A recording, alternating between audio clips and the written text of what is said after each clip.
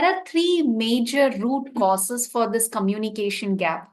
The first one comes as the kids have to listen everything. The strict rules forming.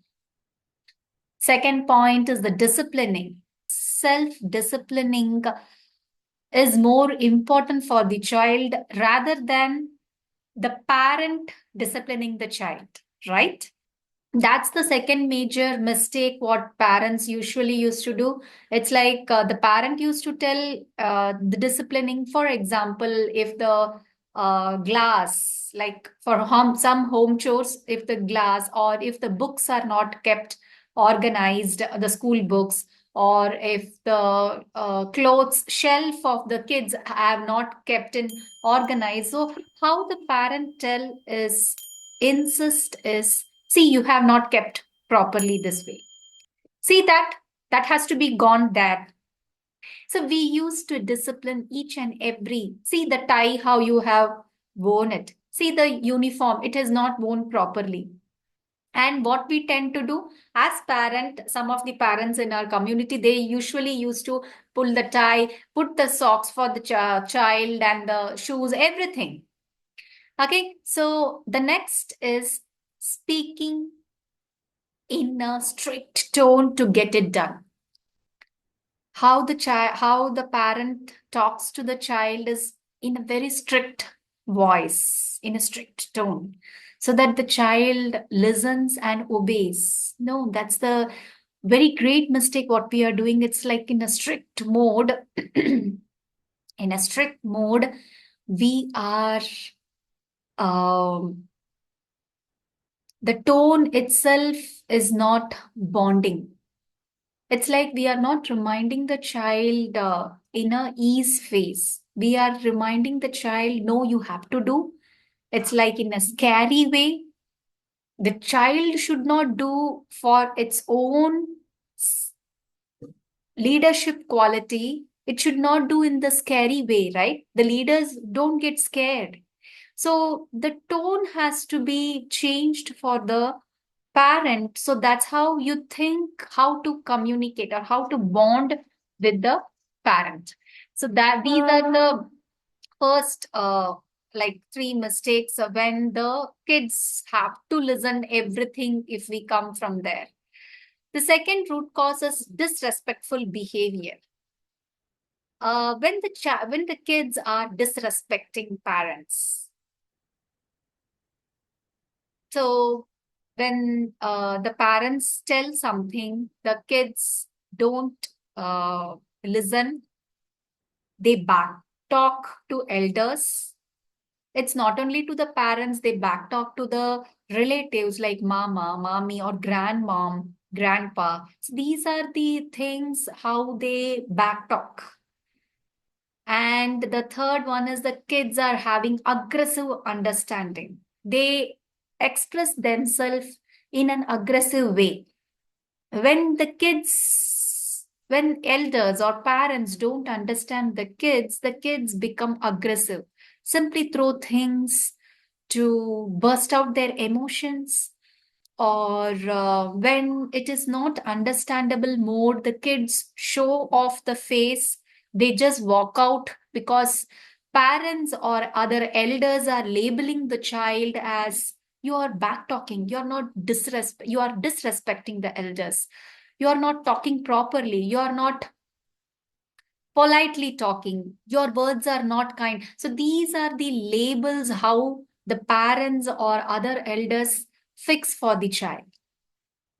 So the third bigger mistake is that the root cause is the parents are not understanding. That's the voice from the child. If the children are asked, they tell that parents are not understanding me. And when you ask about, like, when from the children's perspective, children are talking about like parents are always strict. So this is the voice from one of our 14-year-old boy. So that's why I'm trying to tell you, even we have to know what is the voice of the child as well. Parents are always strict. Parents don't listen and don't give freedom to us. So there has to be some communication bonding between the parents and the child, right?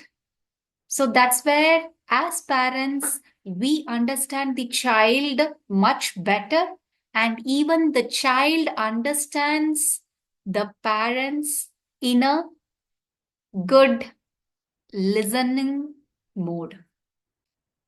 So here I want to explain what does that gap means. The main thing is about the flexibility and the rigidity, how we allow our kids or how we force them to do things. Is it happening? Are we allowing them to naturally allowing very easily allowing the child to talk to us and discuss about the matter what we don't like and what our child don't like? Are we able to understand that those patterns? Unless and until, for example, for some reason the child is, say for example, the child is 0.30 and the parent is in 0.70, that means the communication gap is around 50, right? The child is in 30 and the parent is in 50. So unless and until the parent first is not going, I'm not talking about just go to exactly 70 and be along with it. Instead, you can actually bend and go little near to the child, at least to 60. And the child could be still in the 0.30, but the parent has to move little by little so that the parent is understanding where the child comes from, which space. So that's more important here. I hope you understood. So the most important part here, the communication gap, is which type of bonding do you want? Is it like 30-70, or is it like 30 and 60? That's the first step, first shift as a parent you would be taking. But what would be the result, right? That's where we want to move. We want to understand our child. So it may be 60-40 or it may be 40-60. Either ways, the child and you have to meet certain point to understand each other better and each other's freedom space and each other's, most importantly, the child has to understand the self-disciplining part so that the child moves to the independent leadership. It's not about parent has to every time poke or every time remind the child so that the child does it. No, that's not the productivity at all. The productivity and the self-disciplining is more important, and it has to be implemented and it has to be um, seeded at a very early age for the child to understand its own leadership quality at a very early age. So that's the concept today. And if anything else, you would love to mingle with me and follow me for such tips so that you understand your kids' productivity very well and the communication gap. Follow for such more such tips like how the parents can uh, emotionally get stable and help their child in a very better manner. Okay, thank you.